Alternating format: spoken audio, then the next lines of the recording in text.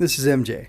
Welcome to another Ridercast, episode 13. This time I will be discussing Kamen Rider Fourze as I sample the debut of every single Hesei-era Kamen Rider. So, starting off with the meta information. Kamen Rider Fourze aired from September 4th, 2011 to August 26th, 2012. The first two episodes were written by Kazuki Nakashima and directed by Koichi Sakamoto. Let's see, the OP is called Switch On, and it's a pretty cool song. Oh, it says performed by Anna Tsuchiya. That's something I can understand. Lyrics are by Shoko Fujibayashi. Composer was Tatsuo of Everest. And I'm going to stop right there. The something I wanted to mention that I find interesting is that Kazuki Nakashima is, among other things, he was a writer on Kamen Rider Double. He also worked on Tengen Toppa Gurren Lagann and Kill la Kill. I've never seen either of those, but I've heard rave reviews about them. I even have a friend who's very much not an otaku at all. He's very much a normie, and he loves Gurren Lagann, and he suggested that I watch it. Just having it. He also likes Full Metal Alchemist Brotherhood, or both of them. I can't remember now, but regardless, kind of a big deal. Anyway, suit actors. Seiji Takawa portrays Kamen Rider Fourze, and I'm not going to mention anybody else right now. My little secret that I'll keep.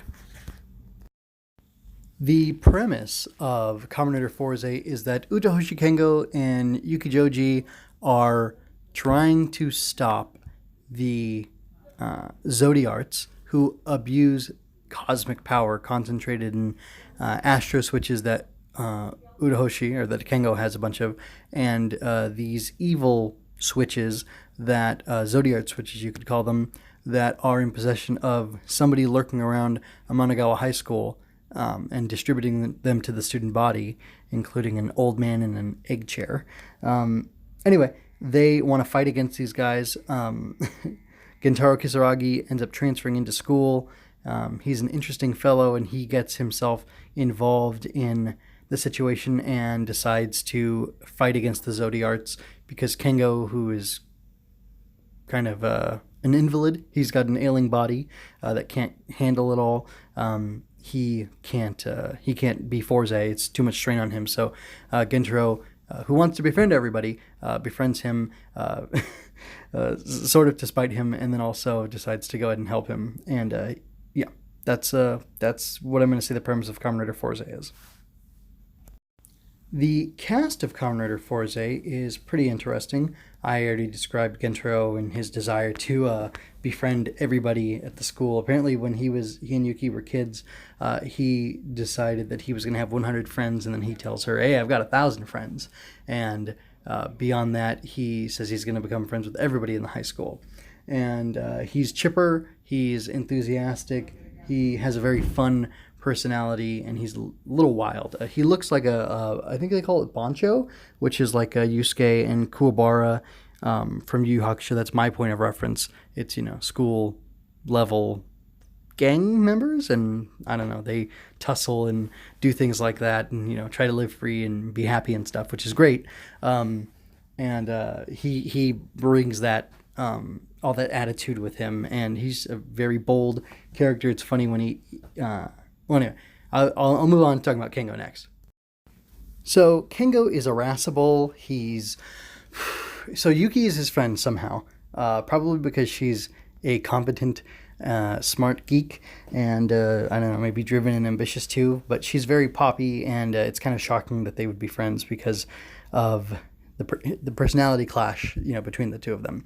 But he's rude. He rejects the amorous advances of a girl. When Gentarou says that he's going to befriend him and calls him bro and even says his name and stuff, he pushes back and he chafes at all that, and he even says this great line, which is like, "Don't put my name in your mouth," which I absolutely love, or like, "Get my name out of your mouth," that kind of thing.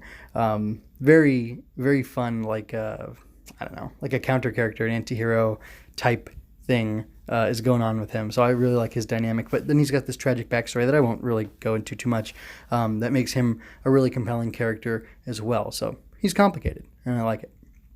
So Yuki Jojima, like I said, she is, or is it Yuki Joji? I can't remember now. I think that's the other guy. Anyway, she's peppy. She's got a lot of spunk. She's a very fun character. She knows Gentarou from way back when, and I don't know, she's got like a really good energy. Like I wonder how much of the energy that she's channeling is like, or that the character represents, is from the actress versus just that's how she acts. And what I mean is like how much of that is her natural personality, because she's like super, super bubbly, which is a lot of fun. And she seems to be kind of like a peace. Well, no, she is a peacemaker, and she seeks to make peace between Gentarou and Kengo, and she even introduced them to each other because she thought they would be a good pair, which is interesting because to me it means she's got like a decent emotional intelligence and like has an insight into how people function. Of course, she's known each of them for some period, although she makes this interesting remark about Gentarou seeming different from before when they knew each other. Anyway, we have this goth girl who pops up. I know her name is Nozomi, or no?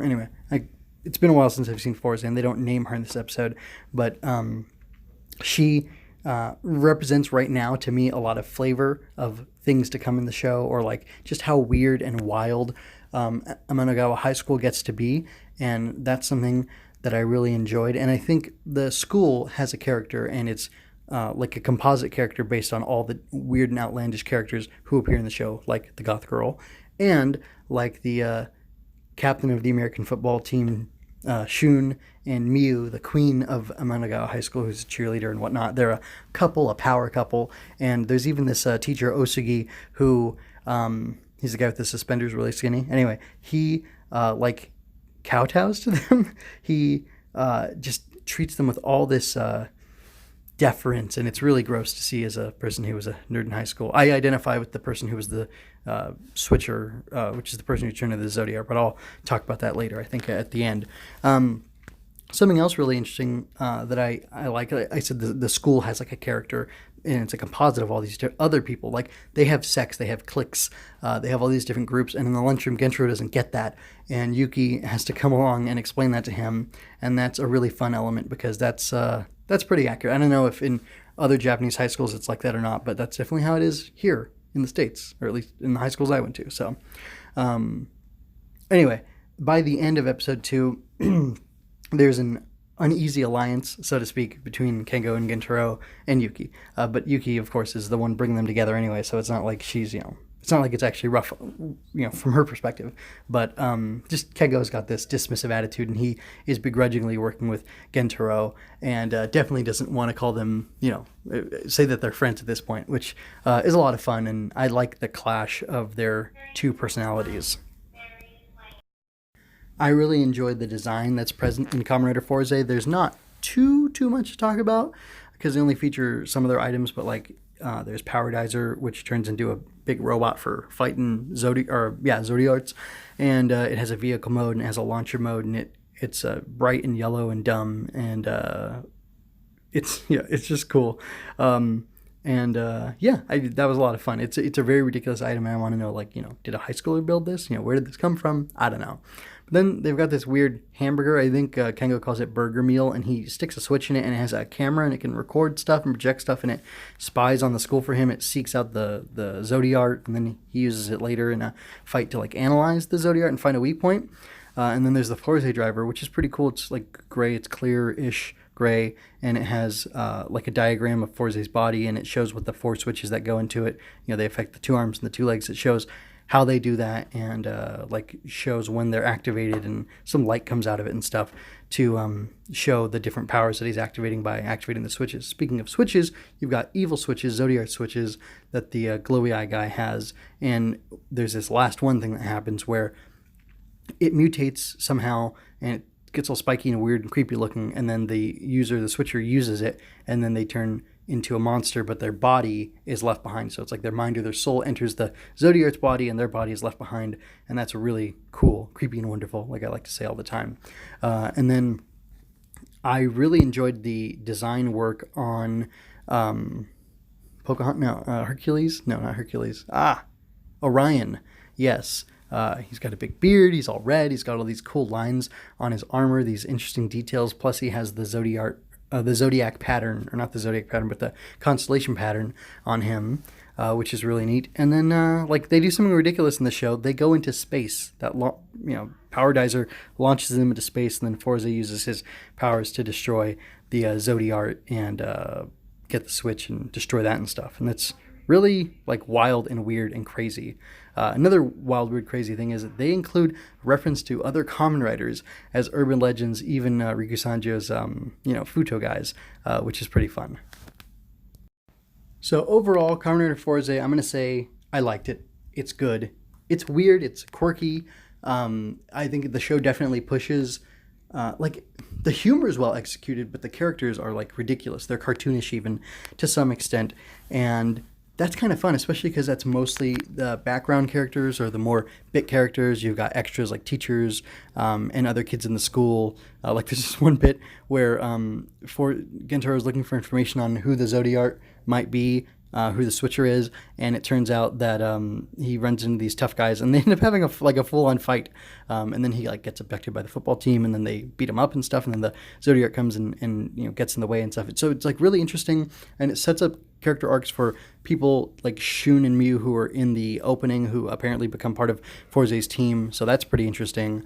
And anyway, one of the things I liked most about it was that Miura, the guy who was the Switcher who became Orion, he hated the school because of the attitude that the teachers had towards Shun and Miu, and because of the ill treatment he got from Shun. And he loves football, but Shun keeps him away from the ball and won't let him play. And he kisses. He's a brown noser. He's a sycophant. He's doing the best he can to make himself pleasing to Shun Daimonji so that he can end up being in the game and playing. But it isn't happening because the realities are, even when you have dreams, people don't always sometimes your dreams get in the way of other people's goals or desires or their dreams, and there's a conflict over that, unfortunately, especially in the closed cycle world of high school where things can be at their worst, depending on the situation, depending on how lucky you are or unlucky you are. And I like how they identified that, and how at the end of the fight with Miura, Fourze destroys the switch, he unswitches it, and then he goes over to him and he accepts him and embraces. They don't literally hug, but the whole group is around Miura and they're supporting him and trying to help him. And there's a theme of redemption I can see popping up, maybe, hopefully, from Fourze. I mean, that might just be a little bit too much of me bringing other me in who has seen all of Fourze, but the sense of redemption being a thing possible is here. It's in the structure of the way the Zodiarts are set up, and that's really exciting to me. And it's something I really enjoy about the show, and I find it extremely endearing. And it honestly makes Fourze pretty interesting from the start. It feels very different from every other Kamen Rider I've seen so far, and it feels very different in a lot of positive ways, and it makes me happy. So that's enough for me. What do you like about Kamen Rider Fourze? Did you enjoy this debut? You can even go into spoilers if you want. Talk about stuff later from later in the show. Who's your favorite character? Whose turn or befriending do you like the most? I guess you could say. I think that's a good way to put it. And I don't know. I think that's all I'm going to ask for now. So just a couple questions there. If you are listening to this, you can now get it through iTunes. There's going to be a link in the post, the show post, if you don't already have that. And if you're watching the video, thank you very much. Oh, also you can comment on the blog, on mjmunoz.com, which is where I have this. But you can also get the RSS for iTunes and everything else, or a couple other things. And I'll keep adding to that as time goes on. But if you're on YouTube and you enjoyed this, please give me a thumbs up. Participate, engage by commenting below. And you can also share this to help me grow the show, help me grow the channel. I saw when I put a couple of my other podcasts on iTunes, the numbers tripled or quadrupled what I had already. So hopefully the reach of this will be gaining soon, because I would really love that. I'd love to grow the audience and get to discuss and share my thoughts about tokusatsu with more people.